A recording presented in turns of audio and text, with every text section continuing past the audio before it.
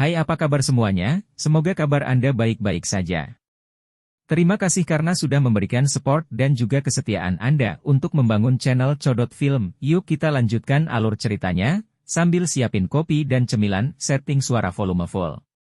Gasken, Song Ziguo membaca kalimat pertama. Cheng Xiaoyu mendengarkan dengan cemas konten di papan tulis yang dibacakan Song Ziguo. Tiba-tiba, seseorang menarik lengannya. Melihat ke belakang, Xiaoxi berdiri di sana dengan wajah pucat. Bab 3 awal serangan. Melihat wajah Xiaoxi, Cheng Jinwu terkejut. Ada apa? Apakah ada ketidaknyamanan? Itu. Seong Jinwu melihat kemana ujung jari Xiaoxi menunjuk. Itu adalah patung dewa yang agung, atau lebih tepatnya, wajah dewa. Seong Jinwu memiringkan kepalanya bingung karena idola itu terlihat sama seperti sebelumnya. Xiaoxi tergagap, itu, bola matanya bergerak, baru saja melihat kita. Apa? Cheng Jinwu memandangi patung itu, tetapi patung itu tampak sama seperti sebelumnya, tanpa perubahan apapun. Kamu pasti salah baca. Namun, Xiaoxi sepertinya tidak mendengar apa yang dia katakan, dia menundukkan kepalanya, memegang erat lengan Cheng Jinwu, tubuhnya gemetar semakin hebat. Tunggu. Pada saat ini, Cheng Jinwu juga menyadari ada yang tidak beres. Sangat sepi di sekitar. Suara telah menghilang.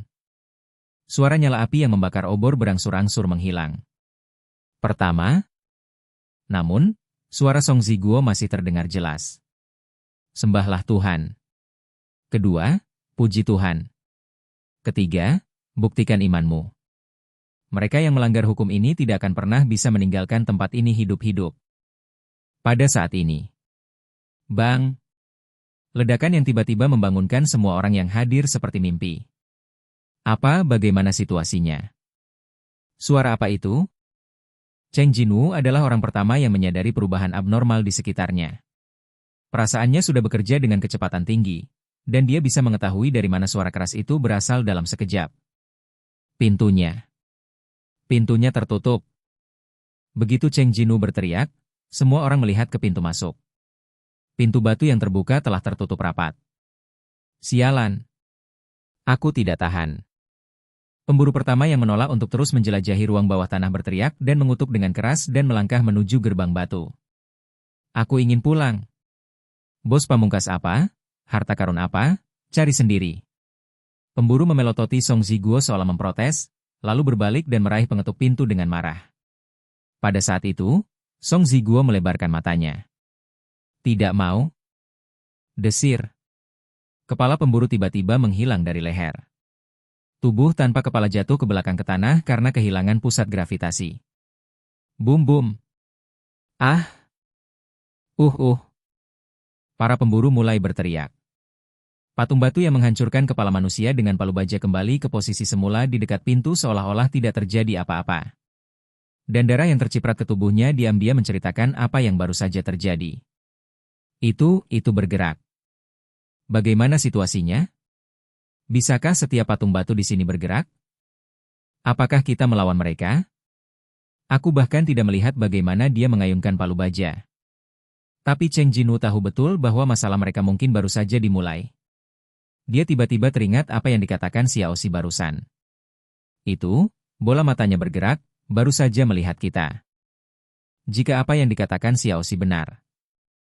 Rasa dingin yang umum menjalar ke tulang belakang. Cheng Jinwu memutar lehernya yang kaku dengan susah payah, mencoba melihat benda di belakangnya dengan jelas. Apa? Idola itu menatapnya. Pada saat ini, mata dewa yang seperti lonceng tembaga itu tiba-tiba memerah. Apakah itu naluri pemburu? Harus dikatakan bahwa naluri tubuh yang hidup memprediksi bahaya. Sesuatu akan terjadi. Dan itu adalah sesuatu yang tidak dapat ditanggung oleh semua orang yang hadir. Cheng Jinwu segera menoleh ke pemburu lainnya, berteriak dengan putus asa. Semuanya turun. Pada saat ini, mata sang idola memancarkan sinar merah yang menakutkan. Cheng Xiaoyu terbang menuju Xiaoxi, memeluknya erat-erat dan berbaring di tanah. Desir. Sinar cahaya baru saja menyapu tempat Jinwu berdiri tadi. Hanya 1/10 detik. Tidak, 1/100 detik. Itu sangat menakutkan. Namun, yang lain tidak seberuntung Cheng Jinwoo. Ahahaha. Mereka yang tertelan oleh lampu merah menghilang di tempat. Kemanapun balok itu lewat, hanya puing-puing pemburu yang mengerikan yang tersisa. Para pemburu yang menyentuh lampu merah menghilang tanpa berteriak. Para pemburu yang menyaksikan kematian rekan mereka meratap kesakitan. Lalu, apa itu?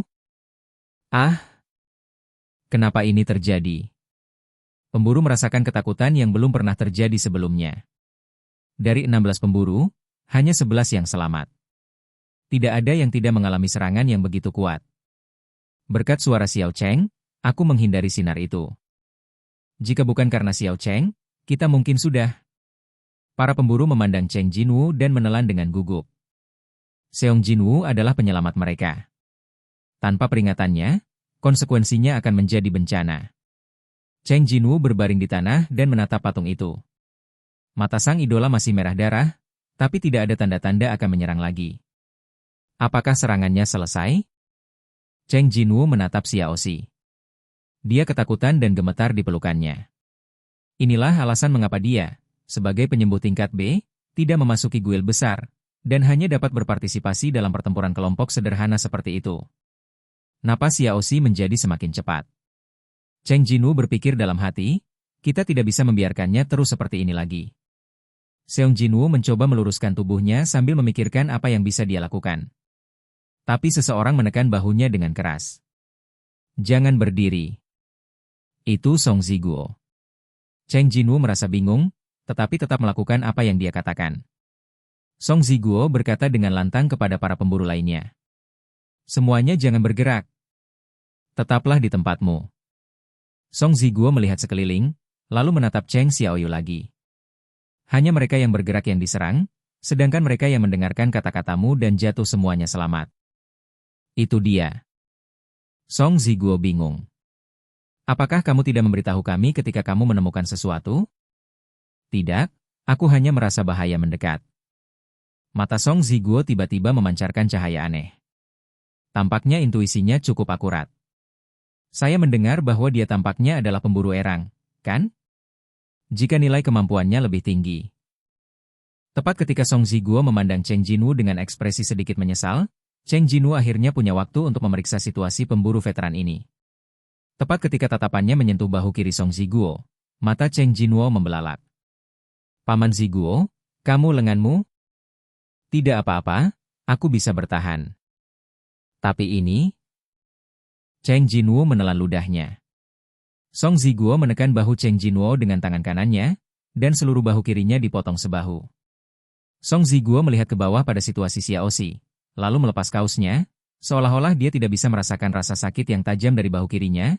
Dia merobek pakaian itu menjadi potongan-potongan dan mengikatnya ke luka. Bantu aku mengencangkannya. Agak sulit hanya dengan satu tangan. Cheng Jinwoo mengangguk setelah mengambil tindakan sederhana untuk menghentikan pendarahan.